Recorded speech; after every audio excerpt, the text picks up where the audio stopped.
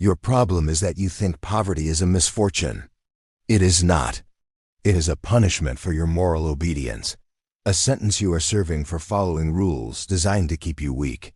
You have been taught that the world operates on a system of meritocratic justice. This is the foundational lie. Your poverty is not a failure of effort. It is a failure of perception. You are looking at a chessboard, but believing it is a game of checkers, following rules that do not exist for the other player. The first lens to shatter is the moral one. The universe does not distribute resources based on goodness, loyalty, or hard work. It allocates them based on leverage and strategic force. Every dollar you lack is a dollar held by someone who understood this sooner. They are not better. They are less deceived. Your feelings of fairness, your expectation of reciprocal reward for your suffering, these are emotional bugs in your cognitive software, installed to keep you docile and tractable. The market is a cold ecosystem of problem solving and value extraction. Your goodness is a tax you pay, a self-imposed handicap. To see clearly, you must look at human history not as a march toward justice, but as a relentless, repeating cycle of consolidation, where power gathers to itself by any means necessary, and then invents the morality to justify its position. Your new lens is one of amoral realism. See the board. Your time is a finite, depreciating asset. Trading at hour for currency is the economics of extinction. Leverage is the art of creating an output that is disproportionately larger than your input. This is sovereignty. There are 3 territories to conquer. Labor leverage. Others work, you capture a percentage of their output. This is not management. It is ownership of productive systems. Capital leverage. Money must be conscripted into your army, forced to work while you sleep. It is an obedient soldier that feels no fatigue. Code media leverage. The ultimate form. A piece of writing, a software, a video created once, replicated infinitely at near zero cost. This is the cloning of your effort. Your current life is likely a monument to the absence of these. You are the labor being leveraged. You are the capital funding another's machine. You are the audience monetized by their code. To become sovereign, you must invert this relationship. You do not seek a higher hourly wage. You seek to own the clock itself. Every decision now filters through one question. Does this increase my leverage, or am I serving as leverage for another? Observe the herd. You will see 2 distinct species. The donkey is defined by load-bearing. Its virtues are diligence, loyalty, and endurance. It believes the path forward is linear. More weight carried, more distance covered, equals reward. It seeks the master's praise. It is comforted by the clarity of its yoke. The donkey is a vital component of the system. It is the system's fuel. The fox is defined by observation. It does not ask how to carry the load better. It studies the farm, the market, the master's habits. It identifies the single critical weakness in the fence, the moment of distraction, the redundant step in the donkey's route. The fox does not work harder. It works on a different plane entirely. It seeks not praise, but loopholes. It understands that wealth is not a reward for labor, but a prize seized through superior positioning and intelligence. You have been bred to be a donkey, celebrated for your strength of back. The fox is never celebrated by the farm, it is hunted. Which is why you must become invisible, not admired. Your choice is not between hard work and laziness. It is between being the engine or the engineer, the resource or the resource allocator. Open any history text. The monuments are not built to the kind. They are built to the effective. Empires were not forged through consensus. They were carved through conquest, diplomacy, which is coercion with a delay, and strategic betrayal. The fairy tales of noble kings are propaganda written by the victors to pacify the descendants of the conquered. This is human nature, stripped of sentiment. Your modern corporation is a domesticated, sanitized version of this truth. The CEO who lays off thousands to preserve shareholder value is not evil within the game's logic, he is effective.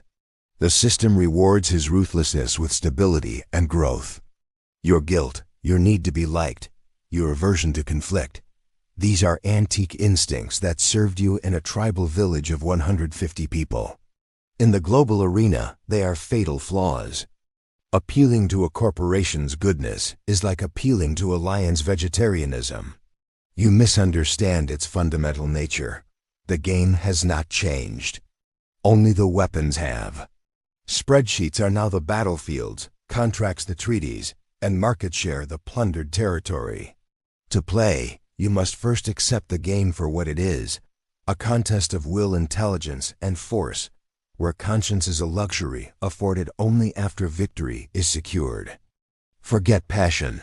Passion is consumption. Wealth flows toward pain relief. Your new compass is not what you love, but what others dread, fear, and are willing to pay desperately to eliminate. Conduct a surgical audit of your surroundings. Where is the financial hemorrhage, the operational paralysis, the emotional agony that blocks a revenue stream? This is your landing zone. You are not a job seeker. You are a surgeon of dysfunction. Your value is not measured in hours, but in the magnitude of the problem you annihilate.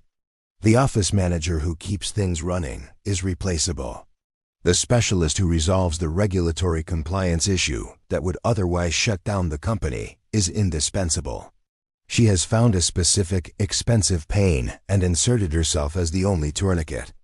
This requires a brutal honesty. The problems you currently solve are likely trivial, common, and cheap. You are in the crowded marketplace selling Band-Aids.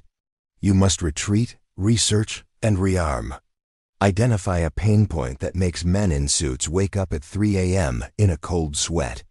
Master its resolution. Then position yourself at the choke point. You are no longer an employee. You are a mercenary for hire, and your fee is the value of the disaster you avert. The final barrier is not skill or opportunity. It is the ghost in your psyche, the lingering peasant who seeks approval, fears exclusion, and confuses politeness for strategy. This version of you must be executed. The process is clinical. Social amputation. You will cut away relationships built on shared complaint and mutual poverty of ambition. These bonds are chains. You are not leaving people. You are evacuating a sinking ship. Emotional alchemy.